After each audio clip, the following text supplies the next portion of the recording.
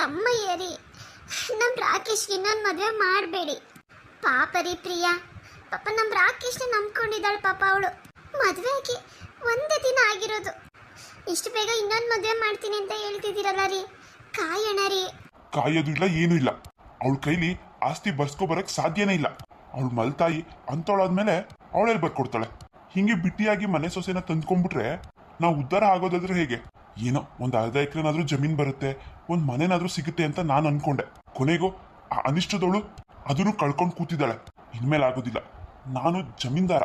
ನನ್ನ ಮಗಂಗೆ ಹೆಣ್ಣು ಕೊಡ್ಬೇಕಾದ್ರೆ ಸಾಹುಕಾರಗಳು ಮನೆ ಮುಂದೆ ಬಂದು ನಿಂತ್ಕೋತಾರೆ, ನನ್ನ ಮಗಳನ್ನ ಮದುವೆ ಮಾಡ್ಕೊಳ್ಳಿ, ನನ್ನ ಮಗಳನ್ನ ಮದುವೆ ಮಾಡ್ಕೊಳ್ಳಿ ಅಂತ. ಹಾ, ನನ್ನ ಮಗಂಗೆ ಏನು ಕಮ್ಮಿ ಆಗುತ್ತೆ? ಅದೆಲ್ಲ ಆಗೋದಿಲ್ಲ. ನನ್ನ ಮಗಂಗೆ ಇನ್ನೊಂದು ಮದುವೆ ಮಾಡೇ ಮಾಡ್ತೀನಿ, ಅದು ಇನ್ನೊಂದು ವಾರದಲ್ಲಿ. ಅಪ್ಪ ಇಲ್ಲ ಅಪ್ಪ, ನಾನು ಇನ್ನೊಂದು ಮದುವೆ ಮಾಡ್ಕೊಳ್ಳೋದಿಲ್ಲ. ಯಾಕೋ ಮಾಡ್ಕೊಳ್ಳೋದಿಲ್ಲ? ಹೌದಪ್ಪ, ನಾನು ಪ್ರಿಯನ ಮನ್ಸಾರೆ ಇಷ್ಟಪಟ್ಟು ಮದುವೆ ಮಾಡ್ಕೊಂಡಿದ್ದೀನಿ. ಅವಳು ಮಾಡಿದ ತಪ್ಪೆ, ದೊಡ್ಡ ಕೆಲಸ ಮಾಡಿಬಿಟ್ಲು. ಅವ್ರಪ್ಪ ಕೊಟ್ಟಿರೋ ಆಸ್ತಿ ಅವಳ ಹೆಸರಲ್ಲಾದ್ರೂ ಇದ್ದಿದ್ದಿದ್ರೆ ನೀವು ಅವಳಿಗೆ ಒಂದು ಸ್ವಲ್ಪನಾದ್ರೂ ಮರ್ಯಾದೆ ಕೊಡ್ತಿದ್ರಿ. ಅದಕ್ಕೆ ನಾನು ಕೂಡ ಅವಳಿಗೆ ಅಂದ್ಬಿಟ್ಟೆ ನಿನ್ ತಪ್ಪು ಅಂತ. ಪಾಪ ಎಷ್ಟು ಬೇಜಾರು ಮಾಡ್ಕೊಂಡ್ಲು. ಕೇವಲ ಆಸ್ತಿಗೋಸ್ಕರ ನಾನು ಅವಳನ್ನ ಬಿಡಕ್ಕಾಗಲ್ಲಪ್ಪ. ನನಗೆ ಪ್ರಿಯ ಬೇಕಷ್ಟೆ. ಆಸ್ತಿ ಇವತ್ತು ಬರುತ್ತೆ, ನಾಳೆ ಹೋಗುತ್ತೆ, ಹೇಗಾದ್ರೂ ಸಂಪಾದನೆ ಮಾಡ್ಬೋದು. ಆದ್ರೆ ಪ್ಲೀಸ್ ಅಪ್ಪ, ಗಂಡ ಹೆಂಡತಿನ ದೂರ ಮಾಡಬೇಡಿ. ನನಗೆ ಅವಳಂದ್ರೆ ತುಂಬಾ ಇಷ್ಟ. ಏನೋ ಬದ್ಮಾಶ್, ನೀನು ನಿಮ್ಮಮ್ಮನ ತರನೇ ಮಾತಾಡ್ತೀಯ. ಏನೆಲ್ಲ ನಿಮ್ಮಮ್ಮನ ಟ್ರೈನಿಂಗ್ ಇದು? ಚೆನ್ನಾಗೆ ಟ್ರೈನಿಂಗ್ ಕೊಟ್ಟಿದ್ದಾಳೆ ಅಂತ ಅನ್ಸುತ್ತೆ. ರಾತ್ರಿ ಇಡೀ ಅವಳನ್ನೇ ಕರ್ಕೊಂಬಾ, ಅವಳನ್ನ ಬಿಡಬೇಡ ಅಂತ. ಏನೇ ಮಗಂಗ್ ಇದನ್ನೇನ ಹೇಳ್ಕೊಟ್ಟಿರೋದು ರಾತ್ರಿ ಎಲ್ಲ? ನೀನು ಜಾಡ್ಸ್ ಹೋದ್ರೆ ಕಳ್ಳು ಬೋಟಿ ಇಲ್ಲ ಬಾಯಿಂದ ಬಂದ್ಬಿಡ್ಬೇಕು. ಅಯ್ಯೋ ಇಲ್ಲ ರೀ, ನಾನೇ ಹೇಳ್ಕೊಡಕ್ಕೆ ಅವನೇನು ಚಿಕ್ಕ ಹುಡುಗನ, ಚಿಕ್ಕ ಮಗುನ ಹೇಳಿ ಅವನಿಗೆ ಅರ್ಥ ಆಗೋದಿಲ್ವಾ? ಪ್ರೀತಿ ಮದುವೆ ಆಗಿದ್ದಾನೆ ರೀ, ಅದು ಹೇಗೆ ಬಿಟ್ಬಿಡು ಅಂದರೆ ಬಿಟ್ಬಿಡಕ್ಕಾಗುತ್ತೆ? ನೀವೇ ಯೋಚನೆ ಮಾಡಿ. ಇವಾಗ ನಮ್ಮ ಮಗ ಅಂದರೆ ನಮ್ಮಿಬ್ರಿಗೂ ಇಷ್ಟ. ಇದ್ದಕ್ಕಿದ್ದಂಗೆ ನಿಮ್ಮ ಮಗನಿಂದ ದೂರ ಆಗ್ಬಿಡಿ ಅಂತ ಹೇಳಿದ್ರೆ ನಮ್ಮ ಕೈಲಿ ಇರೋದಕ್ಕೆ ಆಗುತ್ತಾ? ಬಿಟ್ಬಿಡ್ತೀವ ನಾವು? ಹಾಗೆ ರೀ, ಪ್ರೀತಿ ಅಂದ್ರೂ ಜಾಸ್ತಿ ಮಾತಾಡ್ದೆ ನೀನು ಕೊಲೆ ಆಗೋಗ್ತೀನಿ ನನ್ನ ಹತ್ರ. ನನಗೆ ಬುದ್ಧಿ ಹೇಳಕ್ ಬರ್ತಾಳೆ. ವೇದಾಂತಿ ಆಗ್ಬಿಟ್ಟಿದ್ದಾಳೆ ಒಂದ್ ರಾತ್ರಿಲಿ. ನನ್ನ ಹತ್ರ ಮಾತಾಡೋದಕ್ಕೆ ಗಡ ಅಂತ ಅಂತಿದ್ದವಳು ಇವಾಗ ಮಗಂಗೂ ಹೇಳ್ಕೊಟ್ಟು ಅವನ ಪರ ಸಪೋರ್ಟ್ ಮಾಡ್ತಿದ್ಯಾ. ಆ ಕೆಲಸದವಳಿಗೋಸ್ಕರ ಎಷ್ಟೇ ಬೇಕು ನಿನ್ಗೆ ಅಂತ ಕೆಲಸದವರು ಬಂದುಬಿಟ್ಲು. ಸೊಸೆ ಅಂತೆ ಸೊಸೆ. ಅಪ್ಪ, ನನ್ನ ಹೆಂಡತಿ ಬಗ್ಗೆ ಹಿಂಗೆಲ್ಲ ಮಾತಾಡ್ಬಿಡಿ. ಏನೋ ಇದು ವಾಯ್ಸ್ ಯಾಕೋ ಜೋರಾಗ್ತಿದೆ ನಿಂದು? ಇನ್ನೇನಪ್ಪ ಕೆಲಸದವಳು ಅಂತ ಹೇಳ್ತಿದ್ದೀರಾ? ಅವಳು ನನ್ನ ಹೆಂಡತಿ. ಓಹೋ, ಹೆಂಡತಿ, ನಿನ್ ಹೆಂಡತಿ. ಅಪ್ಪ ಅಮ್ಮ ಇಲ್ದಿರೋ ಅನಾಥೆ, ಅವ್ರ ಮನೇಲಿ ಕೆಲಸದವ್ರ ತರ ಬಿದ್ದಿದ್ಲು, ಬಿಕಾರಿ ಅಂತವಳು ನಿನ್ ಹೆಂಡತಿ. ಸರಿ ಹೋಯ್ತು. ನನ್ನ ಮಗ ಅಂತ ಹೇಳ್ಕೊಡೋದಕ್ಕೆ ನನಗೆ ನಾಚಿಕೆ ಆಗ್ತಿದೆ ಕಣೋ. ನಾಲಾಯಕ್ ನನ್ನ ಮಗನ್ ತಗೊಬಂದು ಇರೋದೊಬ್ಬ ಮಗ ಅಂತ ಹೋಗ್ಲಿ ಬಿಡು ಅಂತ ಇಷ್ಟು ದಿನ ಸುಮ್ಮನಿದ್ದೆ. ನೀನು ನನ್ನ ಮಾತನ್ನ ಒಂದು ದಿನನೂ ಕೇಳಿಲ್ಲ. ಬರೀ ನಿಮ್ಮ ಅಮ್ಮನ ಮಾತನ್ನ ಕೇಳ್ಕೊ ಬಂದಿದ್ಯಾ. ನಿನಗೆ ಒಂದು ನಯಾ ಪೈಸಾ ಆಸ್ತಿ ಕೊಡ್ತೀನಿ ಅನ್ಕೊಂಡಿದ್ಯಾ? ನನಗ್ ಗೊತ್ತು ಕಣೋ, ನಾನು ವಯಸ್ಸಾಗಿದ್ದ ಕಾಲದಲ್ಲಿ, ಬಿದ್ದೋಗ ಕಾಲದಲ್ಲಿ ಈ ನನ್ನ ಮಗ ನೀನ್ ಇದೆಯಲ್ಲ ದಂಡಪಿಂಡ, ನೀನು ಒಂದೊತ್ತು ಊಟ ಹಾಕಕ್ಕೂ ಯೋಚನೆ ಮಾಡ್ತೀಯಾ ಅಂತ. ಯಾಕಂದ್ರೆ ಬರೀ ನಿಮ್ಮ ಅಮ್ಮನ ಮಾತೆ ಕೇಳ್ತೀಯಲ್ಲ ನೀನು. ಆಸ್ತಿ ಅಪ್ಪ, ನಾನು ಅವಾಗ್ಲಿಂದ ಹೇಳ್ತಾ ಇದ್ದೀನಿ ನಿಮಗೆ, ನನ್ನ ಜೀವನದಲ್ಲಿ ಮುಖ್ಯ ಅಲ್ಲ. ನಾನು ಇವಾಗ್ಲೂ ಮನ್ಸು ಮಾಡಿದ್ರೆ ನಿಮ್ಮ ಈ ಅರಮನೆ ಇದೆಯಲ್ಲ, ಈ ದೊಡ್ಡ ಅಂತಸ್ತಿನ ಮನೆ, ಈ ಮನೆ, ನಿಮ್ ತೋಟ, ನೀವು ಕೊಡ್ಸಿರೋಂಥ ಬಟ್ಟೆಗಳು, ನೀವು ಕೊಡ್ಸಿರೋಂಥ ಒಂದೇ ಒಂದು ಚಪ್ಪಲಿ, ಯಾವುದು ಬೇಡ ನನಗೆ. ಅಮ್ಮನ್ನು ಕರ್ಕೊಂಡು, ಪ್ರಿಯನ್ನು ಕರ್ಕೊಂಡು ಎಲ್ಲಾದ್ರೂ ದೂರ ಹೋಗಿ ಸಂಸಾರ ಮಾಡಬಲ್ಲೆ. ಆದ್ರೆ ಅಪ್ಪ ಅಂತ ಒಂದು ಗೌರವ, ನಿಮ್ಗೆ ಕೊಡ್ತಿರೋ ಮರ್ಯಾದೆ ನಾನು ಈ ರೀತಿ ಮಾಡಿದ್ರೆ 4 ಜನದ ಮುಂದೆ ತಲೆ ತಗ್ಸ್ಬೇಕಾಗುತ್ತೆ ನೀವು ಅಂತ. ನಮ್ಮಮ್ಮನ ಹೆಂಡತಿನೂ ಸಾಕೋ ಶಕ್ತಿ ಇಲ್ವಾ ನನಗೆ? ಮನ್ಸು ಮಾಡಿದ್ರೆ ಯಾವುದು ಕಷ್ಟ ಅಲ್ಲಪ್ಪ. ಹೋಗಿ ನಾನು ನಿಮ್ಮ ಹತ್ರ ಮಾತಾಡ್ತಿದ್ದೀನಲ್ಲ, ಕಲ್ಬಂಡೆ ಹತ್ರ ಹೋಗಿ ತಲೆ ಚೆಚ್ಕೊಂಡು ಗೋಳಾಡಿದ್ರೆ ಆ ಕಲ್ಬಂಡೆಗೆ ಏನಪ್ಪ ಅರ್ಥ ಆಗುತ್ತೆ? ಏನು ನನ್ನ ಮಗನೇ, ನೀನ್ ನನ್ನ ಕಲ್ಬಂಡೆಗೆ ಹೋಲಿಸ್ತಾ ಇದ್ಯಾ? ಇನ್ನೇನಪ್ಪ ಮಾಡ್ಲಿ? ಒಂದು ದಿನನಾದ್ರೂ ನಮ್ಮಮ್ಮನ ಪ್ರೀತಿಯಿಂದ ಮಾತಾಡ್ಸಿದ್ಯಾ ನೀನು? ಊಟ ಮಾಡಿದ್ಯಾ, ನಿದ್ದೆ ಮಾಡಿದ್ಯಾ? ಏನೇನಾದ್ರೂ ಕಷ್ಟ ಇದೆ ನಿನ್ಗೆ? ಹೆಂಗಿದ್ಯಾ, ಆರಾಮಾಗಿದ್ಯಾ? ಯಾವತ್ತಾದ್ರೂ ಒಂದೇ ಒಂದು ದಿನ ಕೇಳಿದ್ದೀರಾ ನೀವು?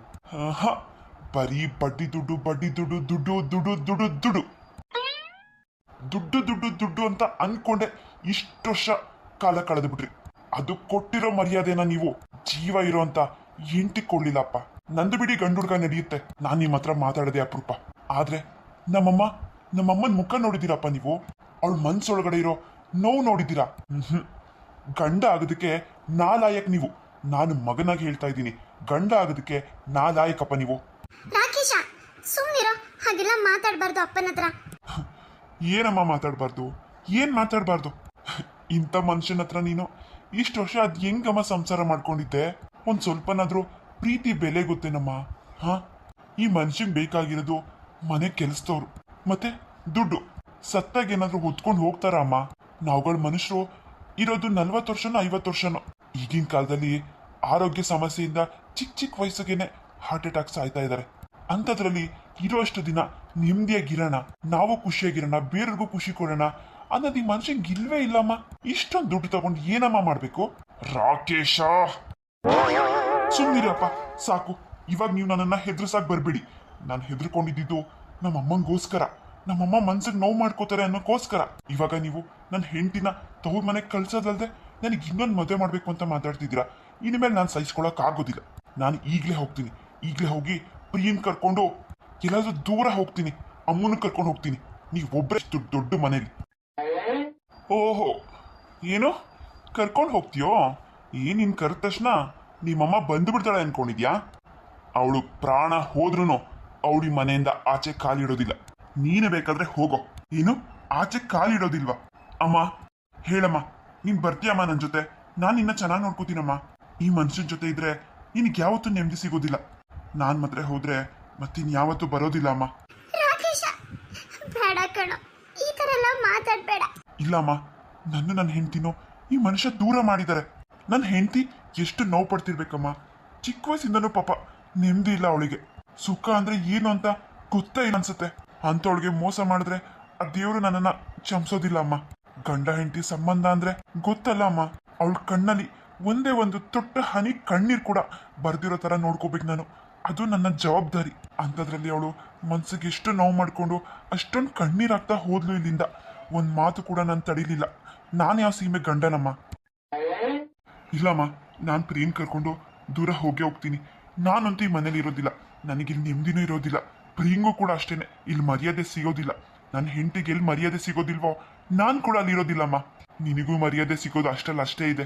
ಬನ್ನಿ ಅಮ್ಮ, ಹೋಗೋಣ. ಸರಿ ಕಣೋ, ಸರಿ ರಾಕೇಶ, ನೀನು ಹೇಳ್ತಿರೋದು ಸರಿ ಇದೆ ಕಣ. ಹೌದು, ಪಾಪ ಪ್ರಿಯ, ಅವಳಿಗೆ ಮೋಸ ಆಗ್ಬಾರ್ದು. ನಂತರ ಕಷ್ಟ ಅವಳಿಗೆ ಆಗ್ಬಾರ್ದು. ನಡಿ ಹೋಗೋಣ. ಇಷ್ಟೆಲ್ಲ ನೀನು ಮಾತಾಡ್ತಿದ್ರು, ನಿಮ್ಮಪ್ಪ ಒಂದೇ ಒಂದು ಮಾತು ಬೇಡ ಕಣೋ ಮಗನೇ, ಹೋಗ್ಬೇಡ ಅಂತ ಅವ್ರ ಬಾಯಲ್ಲಿ ಬರಲಿಲ್ಲ. ಇನ್ನೇನು ಮಾತಾಡಲಿ ನಾನು? ನೀನು ಇದ್ದಿರ ಮೇಲೆ ಈ ಮನೇಲಿ